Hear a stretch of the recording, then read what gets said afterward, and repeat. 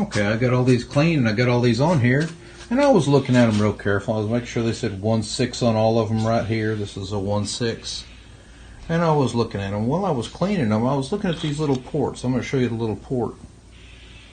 See that little hole?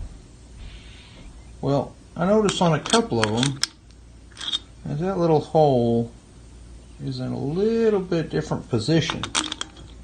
Well, underneath, they're pressed in on knurls when they're manufactured.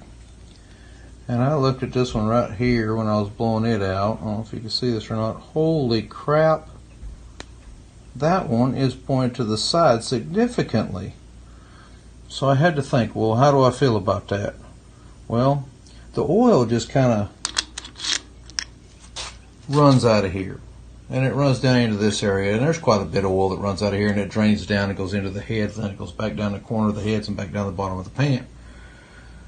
All it has to do is get on this trunnion and lubricate it, and that's what its job is. That's what it's for, and that's what it's about.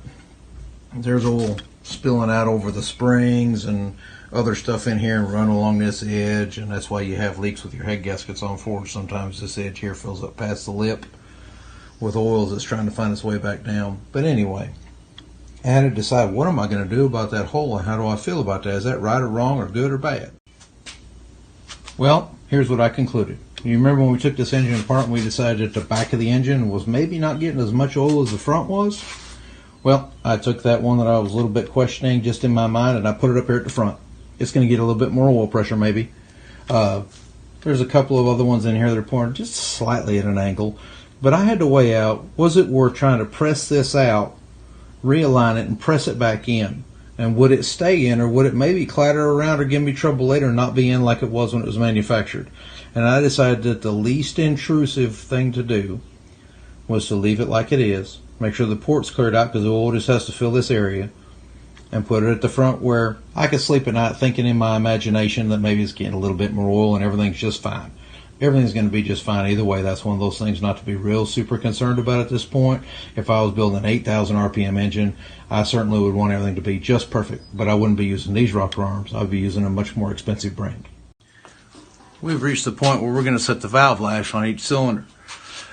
I believe that this is one of the most meticulous, most careful things you need to do when you set up an engine, especially when you're using adjustable rocker arms like this. Now, if you're doing a stock setup, there's just a simple method that you follow to do it, and it just puts them down and gives them so much lash, and that's the end of that.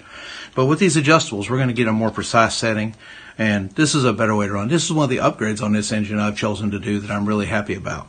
Okay, so the method that I'm going to use is a little bit different. Sometimes people say that you can set it when you're on the back side of both lobes of the cam. You turn the engine until both of the lifters are down as low at their lowest point, and then you set the lash on both cylinders.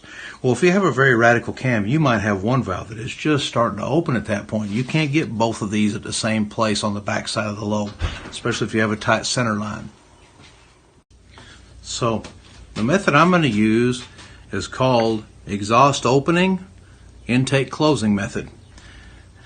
The first step is when I'm going to rotate the engine until on cylinder number 1, the intake is going to be set while the exhaust is beginning to open. That means that the intake is going to be at its most closed point on this cam. Then I'm going to turn around and I'm going to set the exhaust valve when the intake lifter is halfway down on its closing side. That will compensate for a heavy cam or a radical cam that has a big overlap. And this may not be the case with this one, but this method is tried and sure for me, and I like doing it this way no matter what cam I'm using, and I always seem to get a good adjustment this way. So that's what I'm going to set up and do. And I'm going to start by turning the engine over, and I'm going to put my finger down here on the exhaust, and when it begins to open, I'll find the exhaust over here if I have to. This is my exhaust on this cylinder number 1, and when this begins to open, I'm going to stop, and then I'm going to adjust the intake.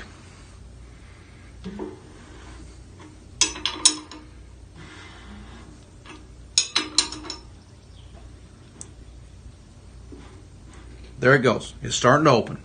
Okay? So now I'm going to set this one right here. The way I'm going to do that is I'm going to reach back here and I'm going to feel, and I'm going to loosen it until I've got play. And then I'm going to take that slack out very minutely, and I'm going to twist this between my fingers, and I can feel when it starts to drag. And that point right there, I'm going to call zero lash. Now, I've got to be gentle because there's no oil in these lifters. I cannot crank this down. I've got to be very, very gentle, just with a very light touch. There's zero lash. Then I'm going to get my tools. Now you can check your own specs and decide how far you want to adjust these for preload. I don't do what everybody says you should do. I do what some people say you do. I do what other people say you don't do. But I'm going to go 2 flats of a nut right here. There's 1 flat.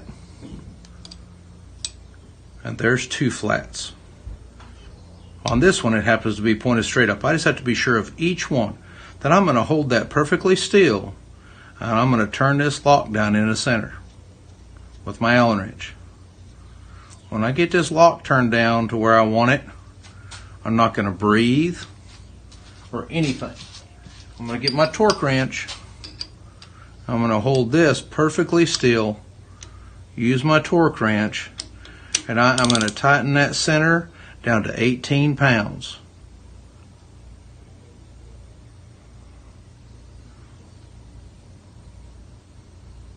There it goes. Then I'm going to take my outer right here, and I'm going to tighten it down to 24 pounds. 5/8 on my torque wrench down to 24 pounds. That one is set. That's the preload I want, and I'm going to check it later and see if that's what I need, but that's where I'm going to set it. That gives me a little bit of preload on that lifter. I can show down the math and define that out for you, and I may do that a little bit later. Now, to do the other valve, I'm going to go to my instructions very carefully. I'm going to read, and I'm going to set the exhaust when the intake is halfway down.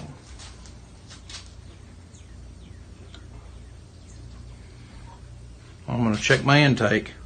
I'm going to let it rise all the way up. And it takes quite a bit of rotation. You've got to remember, we go through a whole cycle. There it's coming up. You see it opening. It's going to come all the way to the top. I'm going to feel it on the lifter here because we've got the intake off the engine.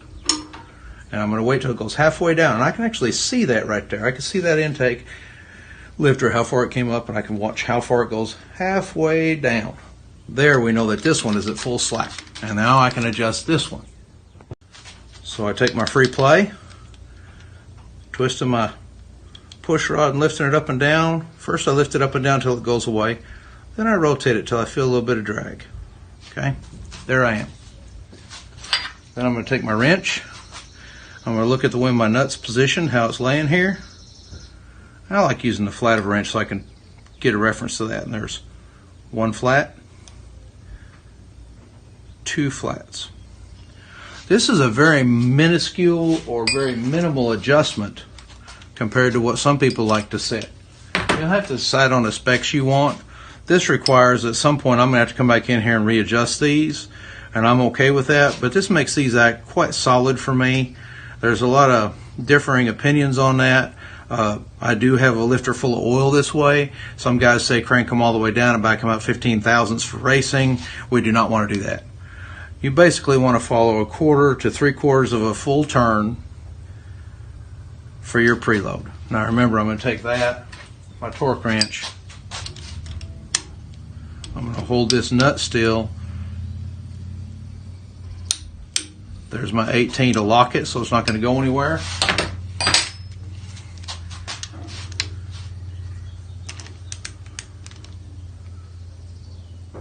And there's my 24 pounds to lock that nut position. That will not come loose like that. That'll stay in position and do what it's supposed to as long as it needs to in that motor. Now, can anybody guess what my next step is? Haha, my marker. Guess what? This one's set. This one's set. Now, I could go on and do an opposing one over here that's the next one in line with the rotation of the engine, but I'm not going to do that. I'm going to go ahead and do this next one. I like doing them in order. It takes a lot more rotating of the engine to get there, but that's okay. So I'm going to start rotating the engine until I get to where I have the exhaust opening on this cylinder, and then I'm going to set the intake.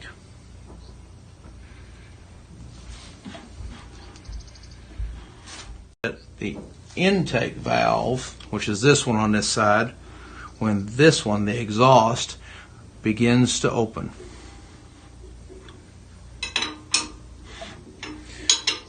It's real easy when you got the valley off and you can put your finger right on the lifter and feel when it first starts to open. That makes it nice and easy. There she goes. So I'm going to set this one. First thing I'm doing is taking up my free slack.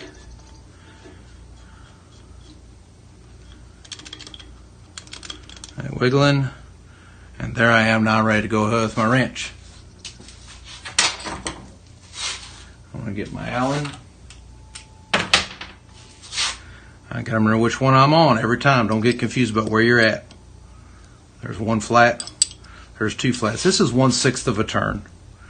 A lot of people go at least 1/4 of a turn. I'm going to try this at 1/6 of a turn and see how this works out for me. I've had good results that way. I would suggest that if you want it to not have to be opened up or adjusted, go 1/4 of a turn, 1/2 a turn, 3/4 of a turn. You can look it up and see what you want to do. Sometimes valve float is dependent upon that. How much RPM you're going to run, how big your cam is. I know I've got good springs on this cam. They're the correct springs. I'm not using stock ones. I'm using some heavy springs, so I can go ahead and set these up like this, and they'll act like they have hardly any cushion at all and give me all the lift this cam has got to offer. There's my 18 and 24.